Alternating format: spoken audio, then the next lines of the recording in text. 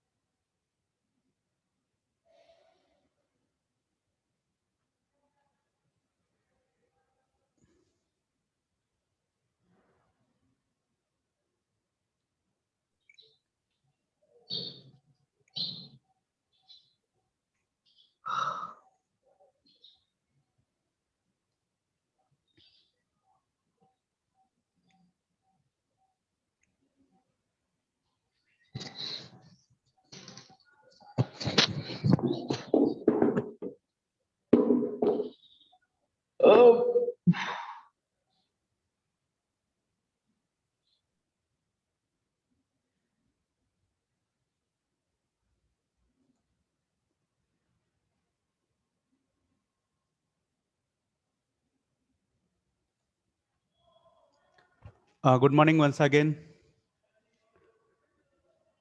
Hello. Good morning, sir. Good morning.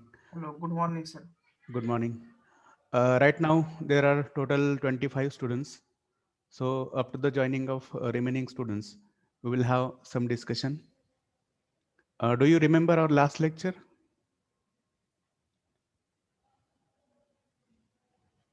Hello.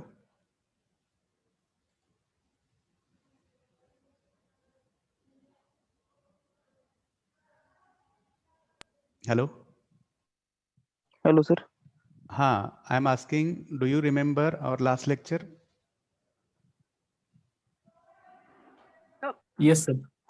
So what do you remember? Which content had we covered in our last lecture?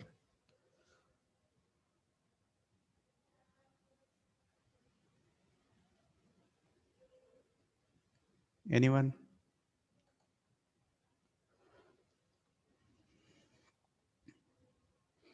What was the point of our discussion in last lecture? That is my question. Or you have forgotten?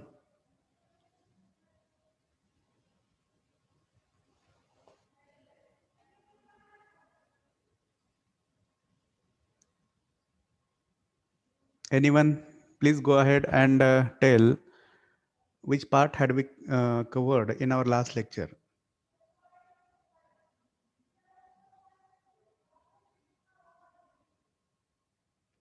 Or you don't remember anything?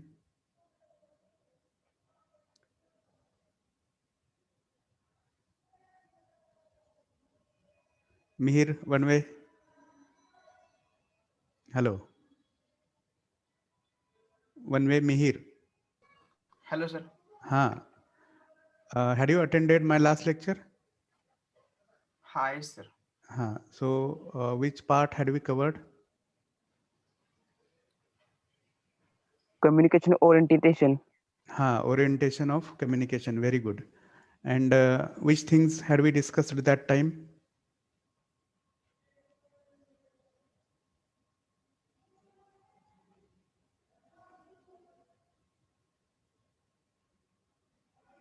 Under that orientation, what had we covered?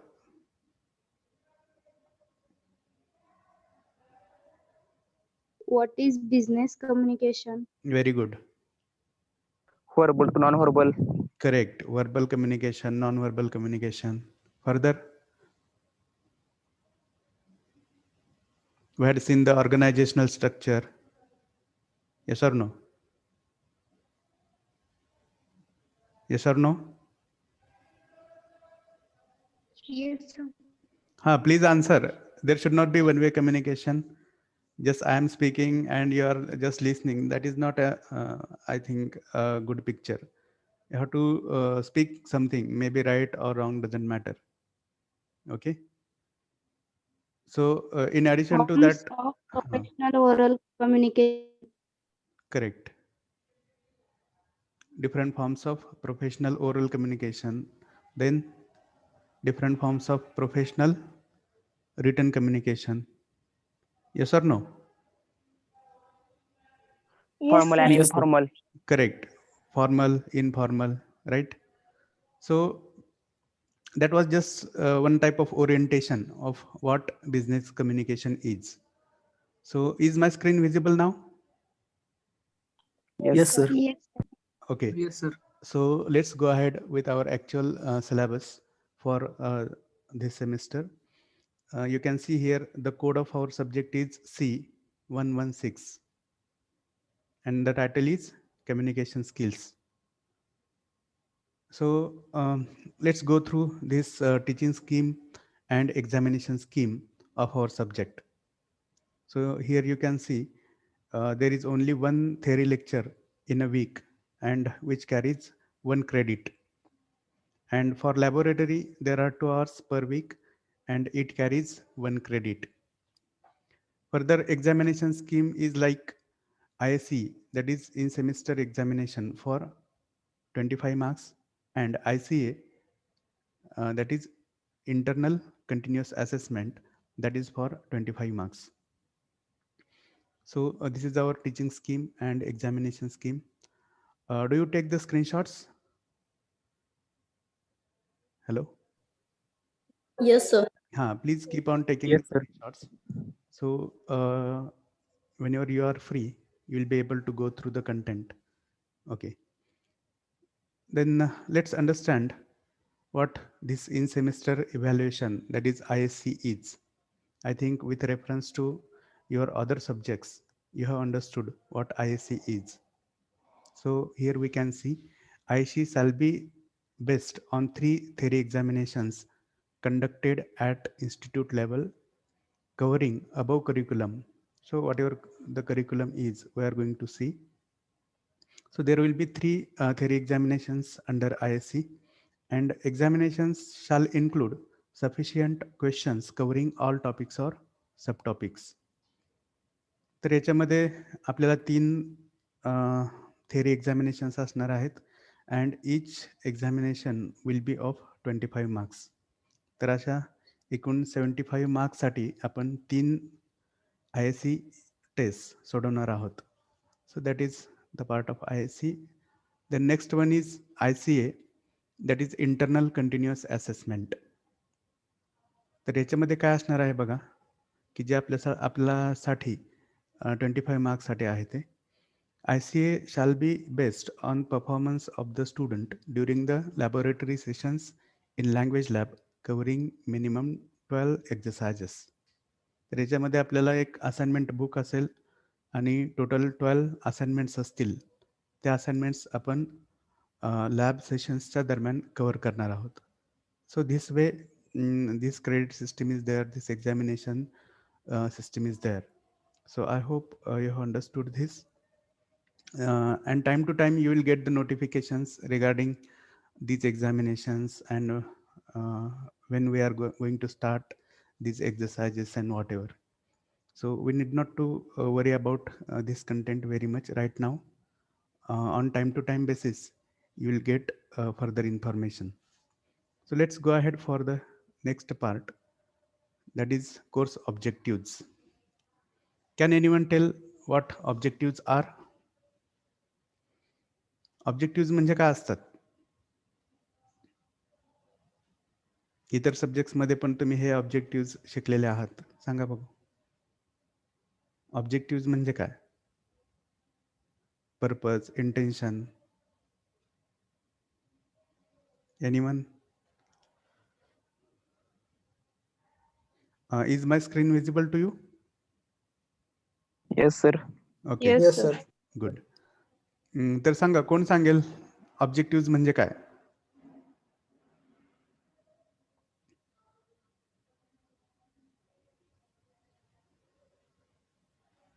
M hmm, correct, very good. त्यालाच मराठीमध्ये काय म्हणणार? उद्देश किंवा ध्येय. Correct, उद्देश किंवा हेतू, ध्येय. Okay.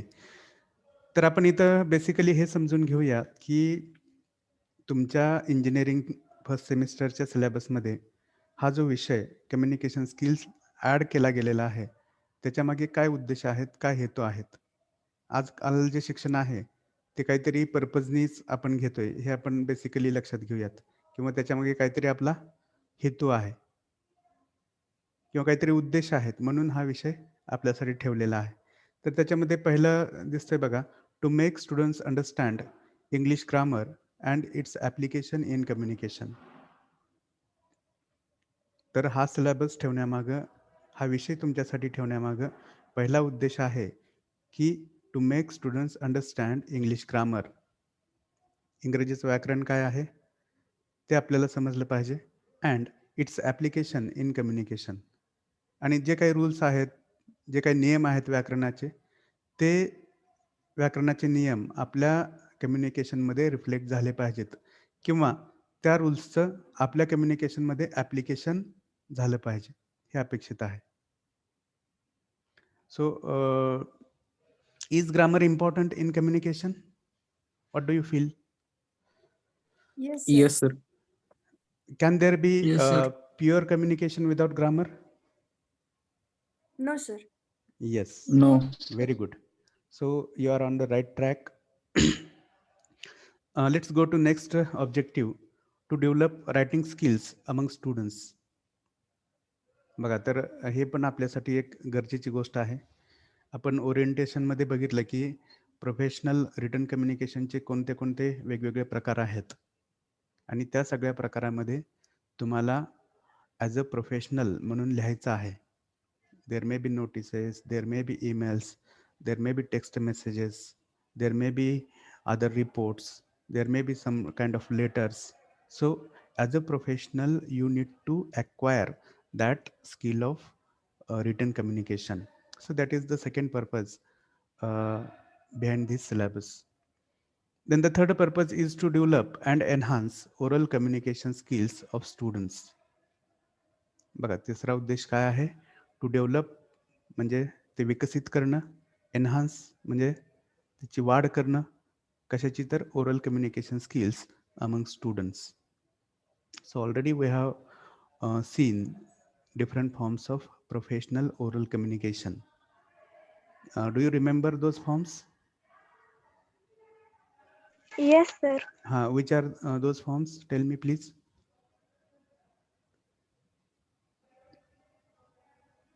Which are the forms of professional oral communication, as we have discussed in our last lecture?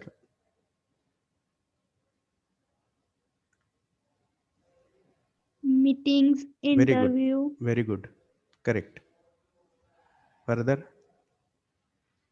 group discussions. Yes or no? Yes, sir. yes, Yes, sir. speech, Ha, speeches, speeches. Very good. And one-to-one talk. Yes or no? Or interpersonal talk we can say. तर हे सगळे जे oral कम्युनिकेशन्सचे प्रकार आहेत, त्याच्यावर आपली command आली पाहिजे. That is also one of the purposes behind this syllabus. त्याच्यानंतर आपण चौथा उद्देश बघूयात कोणता आहे?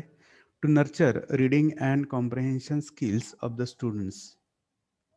बघा, नर्चर म्हणजे काय? तर संगोपन करणे. कशाचं संगोपन करायचं आहे आपल्याला? रीडिंग म्हणजे वाचनाची आपल्याला सवय लागली पाहिजे. मग ते वाचन लिटरेचर असेल किंवा प्रोफेशनल ड्राफ्ट्स असतील, डॉक्युमेंट्स असतील, तर ते वाचन करणं त्यांचं. And comprehension skills of the students. आता कॉम्प्रिहेन्शन म्हणजे काय? की जे तुम्ही 10वी पर्यंत 12वी पर्यंत शिकलेले आहात. What is comprehension? Simply, comprehension is the ability to read and understand any textual matter. म्हणजे एखादा पॅराग्राफ असेल तर तो वाचून आपल्याला त्याचं ॲनालिसिस, त्याचं अंडरस्टँडिंग होणं अपेक्षित आहे. त्याला आपण काय म्हणतोय? कॉम्प्रेहेन्शन. तर ते झालं पाहिजे.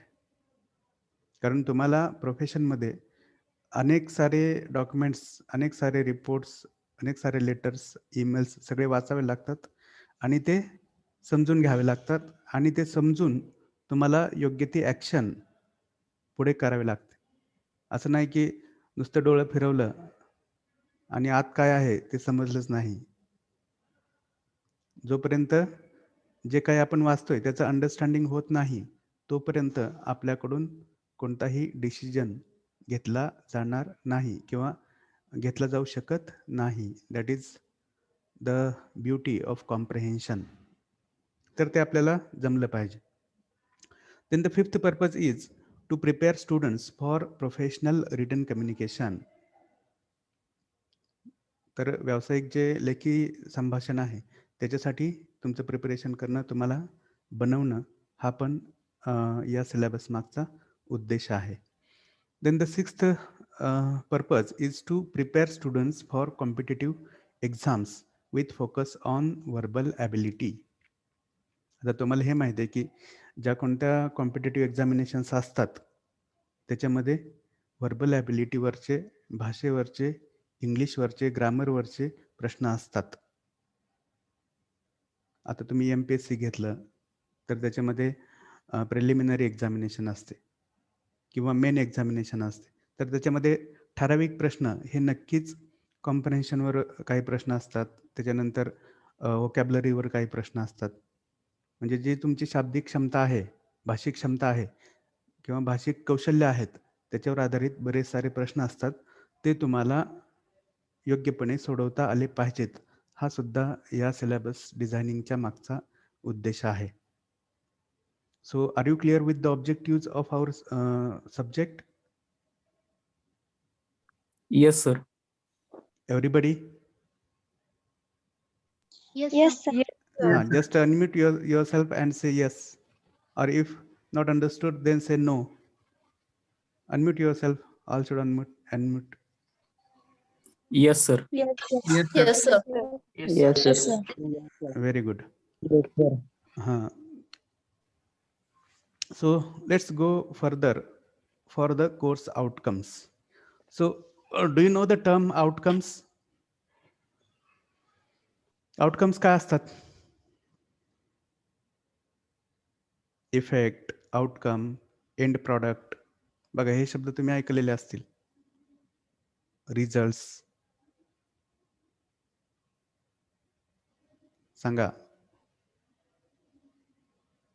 इतर सब्जेक्टच्या बाबतीत पण हे डिस्कशन झालेलं असणार आहे तुमचं. झालंय की नाही झालंय? Yes, sir. कोर्स मधून काय शिकले? करेक्ट.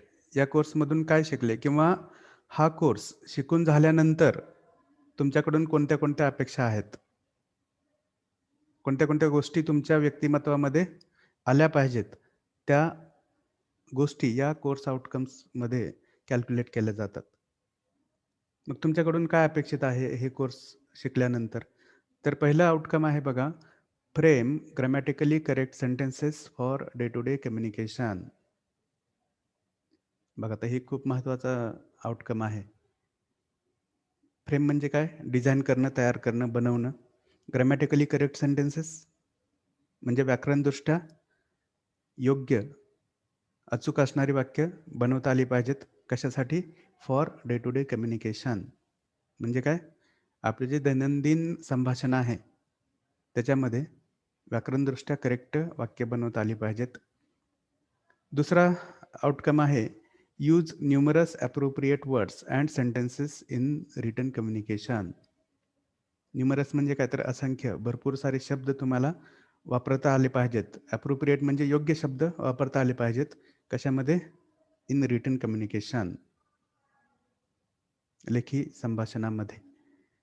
तर बऱ्याच वेळा आपली ही एक अडचण असते की आपली व्होकॅब्लरी कमी असते, शब्दसाठा कमी असतो. त्याच्यामुळं आपण बोलणं टाळतो किंवा लिहिणं टाळतो, किंवा आपण लिहिलं तरी ते फारसं इफेक्टिव्ह होत नाही. तर याच्याबद्दल आपण बरीच सारी चर्चा आपल्या पुढच्या लेक्चर्समध्ये करणार आहोत. Let us go to the third outcome of this syllabus. Demonstrate effective oral communication skills in various situations.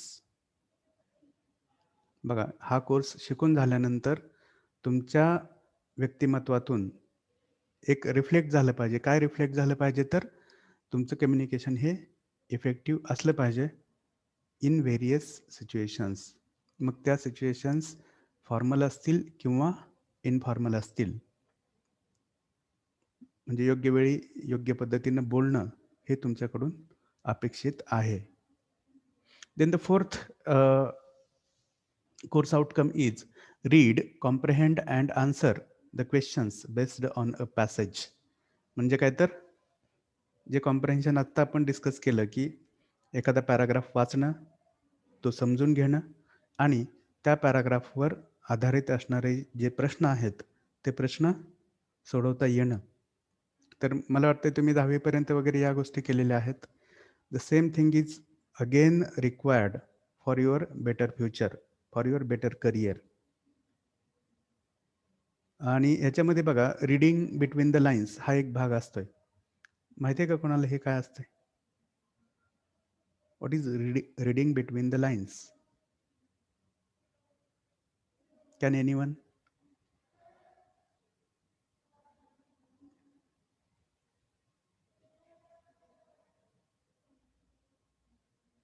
What is my question?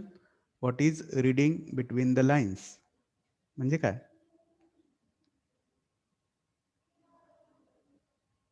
कोणाला माहिती आहे की नाही माहिती सांगा. माहित नसेल तर माहित नाही म्हणून सांगा. हॅलो, माहित नाही सर. ओके, माहित नाही, ठीक आहे. मी सांगतो मी तुम्हाला. तर बघा, एखादा रिटन मॅटर आहे, जसं तुमच्या आता स्क्रीनवर काहीतरी रिटन मॅटर दिसतोय. तर सगळ्याच गोष्टी या सगळ्या शब्दामध्ये किंवा सगळेच मनातल्या भावना, विचार हे याच्यामध्ये मांडलेले असतील याची गॅरंटी नसते. बऱ्याच वेळा ते अर्थ हे इम्प्लाइड असतात. इम्प्लाइड म्हणजे काय? तर आपण ते समजून घ्यायचे असतात.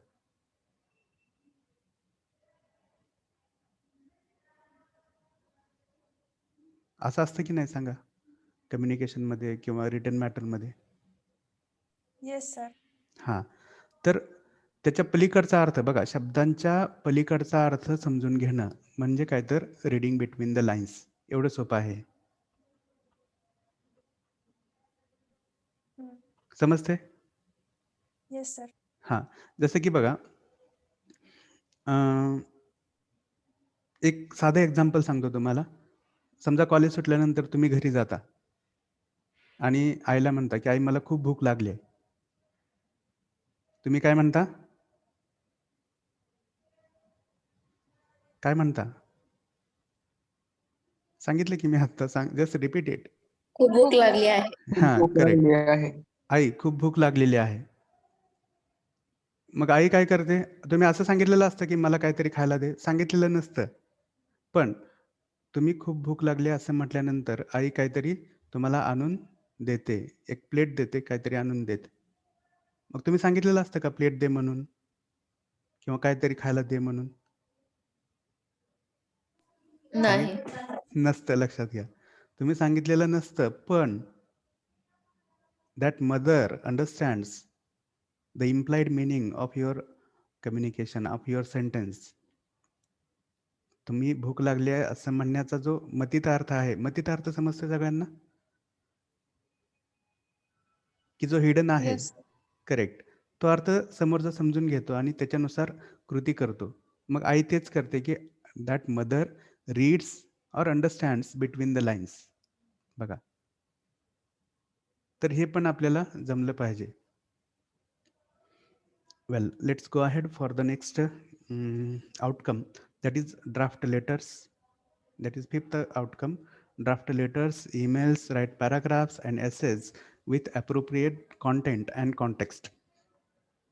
बघा, आपण हे याच्यामध्ये शिकलेलो आहे की प्रोफेशनल रिटन कम्युनिकेशनचे कोणते कोणते प्रकार आहेत. त्याच्यामध्ये हे सगळे प्रकार येतील. लेटर्स असतील, ईमेल्स असतील, पॅराग्राफ्स असतील, एसेज असतील. आता एसे हा पार्ट थोडासा प्रोफेशनमध्ये कमी आहे, पण रिपोर्टिंगमध्ये नॅरेशन हे असतंच, लक्षात घ्या. एखादा झालेला प्रसंग असेल, त्याचं वर्णन असेल, डिस्क्रिप्शन असेल, तर ते आपल्याला करता येणं अपेक्षित आहे विथ ॲप्रोप्रिएट कॉन्टेंट. कॉन्टेंट म्हणजे काय तर matter simply, and context. Context म्हणजे काय तर संदर्भ. बघा, जे काय आपण बोलत असतो, लिहित असतो, त्याला काहीतरी विशिष्ट असा संदर्भ असतो, विशिष्ट असा विषय असतो की त्या विषयाला अनुसरून आपण बोलत किंवा लिहित असतो. तर तुम्हाला मी एक गोष्ट सांगतो याच्यामध्ये. लहानपणी तुम्ही हे केलेलं असेल की एखाद्या प्रश्नाच्या उत्तराबद्दल आपल्याला खूप कमी माहिती आहे, तर आपण काय करतो, कॉन्टेक्स्ट सोडून काहीतरी लिहून त्या उत्तराची लांबी वाढवत असतो. आणि आपल्याला असं शिकवलं असतं की जेवढं जास्त लिहाल तुम्ही तेवढे जास्त मार्क्स मिळतील. आणि ते डोक्यात ठेवून आपण काय करत असतो, बियॉन्ड कॉन्टेक्स्ट काहीतरी लिहित असतो. त्यालाच थोडक्यात आपण थापा मारणं असं म्हणतो. किंवा अजून काय काय म्हणता तुम्ही, काय काय म्हणता? फेकणे. फेकणे. करेक्ट, फेकणे. अजून काय म्हणताय? साप सोडणे आहे ना, पुढ्या सोडणे, काय काय म्हणता बघा तुम्ही. तर ते सगळं काय, तर it is writing beyond the context. तर ते आपल्याला याच्यामध्ये प्रोफेशनमध्ये करायचं नाही, लक्षात घ्या. जे काय आहे, रिअल आहे, फॅक्ट आहेत, त्यात तेवढ्या मांडता आल्या पाहिजेत. जे काही काल्पनिक आहे, विषयाला सोडून आहे, ते आपल्याला त्याच्यामध्ये इन्क्लूड करायचं नाही. That is expected as a professional, लक्षात घ्या. Then the last outcome is solve verbal ability questions in competitive examinations. याच्याबद्दल आपण नुकतीच चर्चा केलेली आहे. So whatever time is available with us, we'll go on discussing. Whenever it will get disconnected, you will understand and we'll go further. Okay. Then what do you see on the screen now? काय दिसतंय English स्क्रीनवर? Grammar. Very good. English grammar. English grammar. Good good good. तर बघा, आता आपल्या हा जो syllabus आहे कम्युनिकेशन स्किलचा, त्याच्यामध्ये एकूण 5 युनिट्स आहेत. किती?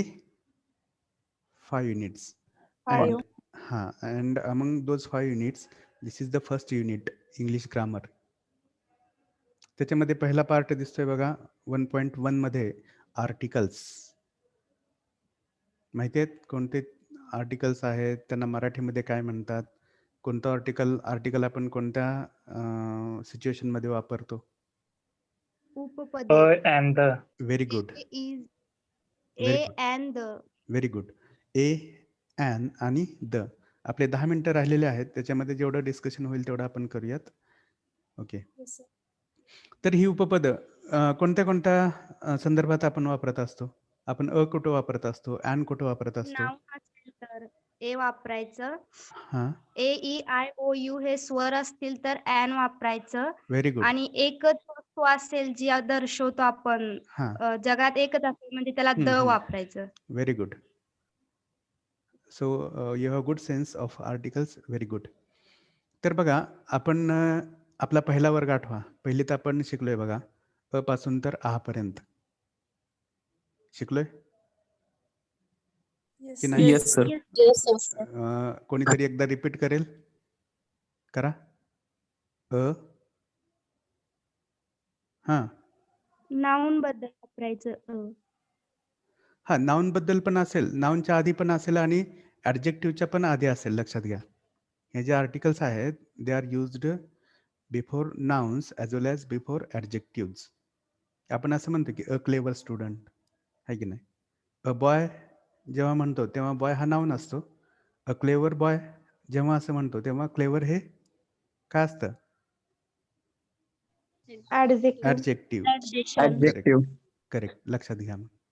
मग रिपीट करा एकदा. आपण जे पहिलीमध्ये शिकलेलो आहे, अ पुढं आ, हां, O, A, I, O, O, A, I, O, औ, आहा. हां, व्हेरी गुड. तर हे सगळे स्वर आहेत, स्वर लक्षात घ्या. त्याला आपण वावल्स असं म्हणतो. आणि आता जे तुमच्यापैकी कोणीतरी सांगितलं की ए, ई, आय, ओ, यू हे जे 5 स्वर आहेत, त्याचेच हे मराठीमधले व्हेरियंट्स आहेत. कोणते? अ पासून तर आ पर्यंत. आणि जेव्हा तसा एखादा स्वर पुढे असतो तेव्हा त्याच्या आधी आपण ॲन हे उपपद वापरत असतो. तर त्याच्याबद्दल आपल्या बऱ्याच साऱ्या गोष्टी डिस्कस करायच्या आहेत. आणि तुम्ही दुसरी एक गोष्ट शिकला, क पासून तर ज्ञ पर्यंत शिकलायत. Yes sir. Very good. Yes, sir. सांगू शकताय क ख ग आहे की नाही? घ. ओके. तर ज्ञपर्यंत जे क पासून तर ज्ञपर्यंतचे जे सगळे साऊंड्स आहेत त्यांना आपण कॉन्झोनंट्स किंवा मराठीमध्ये काय म्हणतो? काय म्हणतो मराठीमध्ये कॉन्झोनंट्सना? व्यंजन. व्यंजन. Very good. Very good. बाराकडे. हां, आणि ही सगळी झाली ती बाराखडी. ओके. ठीक आहे. तर जेव्हा कधी आपल्या बोलण्यामध्ये एखादा कॉन्झोनंट साऊंड असतो त्याच्या आधी आपण अ वापरत असतो. जसं की ब हा जो आवाज आहे तो क ते ज्ञ मध्ये आहे बघा, म्हणून आपण अ बॉय असं म्हणतोय. Are you clear? Yes sir. Very good. आता याच्यामध्ये तिसरं आहे द. मग त्याच्याबद्दल पण काही ठराविक सिच्युएशन्स आहेत, त्या सिच्युएशन्स आपण समजून घेणार आहोत. तुमच्यापैकी एक जणांनी सांगितलं की ज्या काही विशिष्ट जगामध्ये एकमेव अद्वितीय अशा गोष्टी आहेत त्याच्यापूर्वी आपण द वापरत असतो, तो एक भाग आहे. But beyond that there are certain situations where we use that article the. तर आपण हे सगळं डिस्कस करणार आहोत पुढच्या आपल्या लेक्चर्समध्ये. त्याच्यानंतर पुढचं आहे nouns. Before that I request all to put their roll numbers in the chat box. सगळ्यांनी ठेवलेले आहेत? Yes sir. Yes, sir. Okay, very good. तर नाउन्स काय असतात? Can anyone tell? Noun. Every name. Noun. Particular name of the object. Very good. A noun is a name simply, किंवा nouns are simply naming words. Naming words. मग बघा, लहानपणी आपण सगळे एका समारंभाला सामोरे गेलेलो आहोत. कोणता समारंभ? That is naming ceremony. Yes or no? बारस. बारस. Very Yes, good. Very good. बारस, किंवा अजून काय म्हणतात त्याला? नाव ठेवण्याचा कार्यक्रम. Yes or no? गुड.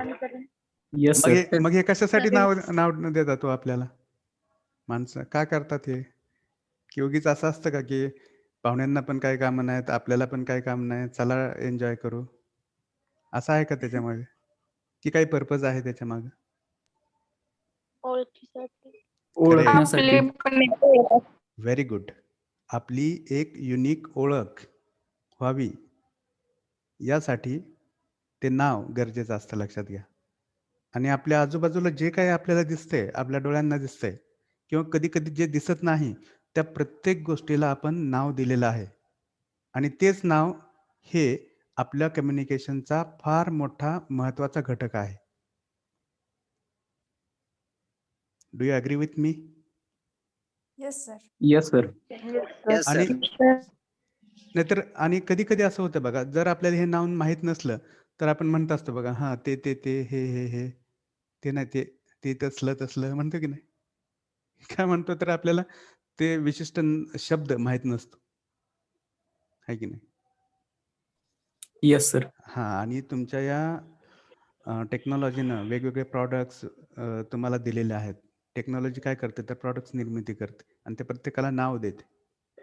मग हे नावं, हे जे नाउन्स जेवढे जास्त आहेत आपल्याकडं, तेवढं आपलं कम्युनिकेशन इफेक्टिव्ह असेल. मग त्याच्याबद्दल आपण जास्त डिस्कशन करणार आहोत. हे नाउन्स वाक्यामध्ये वापरले कसे जातात, त्याचा यूज काय असतो वगैरे. त्याच्यानंतर पुढचं आहे pronounce. Anyone please go ahead. What is pronoun? सर्वनाम. सर्वनाम. नामाबद्दल वापरला जाणारा शब्द. Very good. नामाबद्दल वापरला जाणारा शब्द. Simply, pronouns are the words which replace or substitute nouns. लक्षात घ्या. तर ही जी डेफिनेशन आता तुम्ही सांगितली ती व्यक्तिवाचक सर्वनामांना लागू पडते, की ज्याच्यामध्ये सांगा कोणते आहेत व्यक्तिवाचक सर्वनाम? ही she they. He, she, they, her. सगळे सांगा. We, सुरुवातीपासून he, सांगा. she, it, they. बघा, पहिलं आहे I. We, I, we, you, he, she, it, they. Very good. I, we, you, he, she, it आणि दे. मग याच्यामध्ये जे प्रोनाउन्स आहेत त्याचं आपण कॅटेगरायझेशन केलेलं आहे की first person singular, first person plural, बघा त्याच्यानंतर second person singular, second person plural, त्याच्यानंतर थर्ड पर्सन सिंग्युलर आणि थर्ड पर्सन प्लुरल. मग हे फर्स्ट पर्सन सिंग्युलर म्हणजे काय? तर जेव्हा एखादी व्यक्ती स्वतःबद्दल बोलत असते तेव्हा मराठीमध्ये ती व्यक्ती मी असं म्हणते, तेच इंग्लिशमध्ये काय म्हणते? I. Correct, I. Very good. जेव्हा एखादा व्यक्ती समूह स्वतःबद्दल बोलत असतो, 2 किंवा 2 पेक्षा जास्त व्यक्ती त्यांच्या स्वतःबद्दल बोलत असतात, तेव्हा त्या कशाचा वापर We. करतात? We. We. That is first person plural pronoun we. त्यालाच आपण मराठीमध्ये आम्ही किंवा आपण असं म्हणतो. त्याच्यानंतर आहे सेकंड पर्सन सिंग्युलर. बघा, मी एक व्यक्ती आहे, माझ्यासमोर एक व्यक्ती बसलेली आहे. You. You. हा, तर You, त्याला म्हणतो you. यू. जसं की आता आपल्यामध्ये एक अनिकेत मोरे हा स्टुडंट आहे समजा, तर अनिकेतला मी काय म्हणतोय? Aniket, you are a student. एकटा आहे, लक्षात घ्या. आणि माझ्यासमोर तुम्ही सगळे पण आहात की जे सेकंड पर्सन प्लुरल आहात. बघा, आता 52 जण आहात तुम्ही, ठीक आहे ना, एकूण 52 जण आहात. तर मी तुम्हा सगळ्यांना उद्देशून काय म्हणतोय? Dear You. All, you are students, है की नाही? That is second person Yes, sir. Plural. लक्षात घ्या, फर्स्ट पर्सन मी आणि तुम्ही सर्वजण सेकंड पर्सन प्लुरल, म्हणून मी यू असं म्हणतो. त्यालाच मराठीमध्ये तुम्ही असं म्हणतो आपण. त्याच्यानंतर आहे थर्ड पर्सन सिंग्युलर. जसं की बघा, मी एक व्यक्ती आहे, तुम्ही दुसरी व्यक्ती आहात आणि तुमच्या माझ्यापासून वेगळी असणारी तिसरी एक व्यक्ती आहे की जी मेल आहे. त्याचा उल्लेख मी कसा करेन? He. ही. करेक्ट. him. आणि त्याच्यामध्ये पण मराठीमध्ये 2 अर्थ आहेत या हीला. कोणते कोणते? Girl. आपल्या वयाचा किंवा आपल्यापेक्षा